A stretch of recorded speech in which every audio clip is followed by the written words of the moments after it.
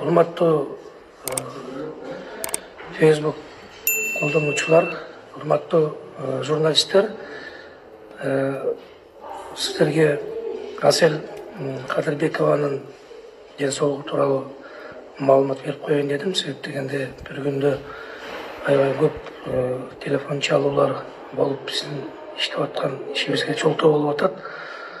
Бирок айтып койбосо дагы болбойт. Мен түшүнүп атам, силерди дагы эл журт дагы бул информацияны күтүп атат.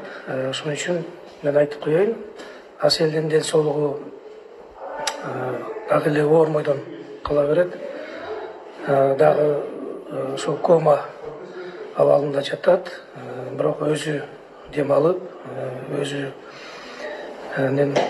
кан басымдары дагы өзүнүкү, эч кандай дары дармектин жардамы менен эмес. Бүгүнкү күндө кичине болсо дагы жылыш бар, бирок абалы баары бир оормойдон кала берет.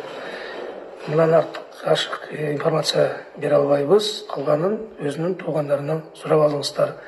Бизге телефон чалып, убактыбызды албасаңыздар суранабыз. Рахмат.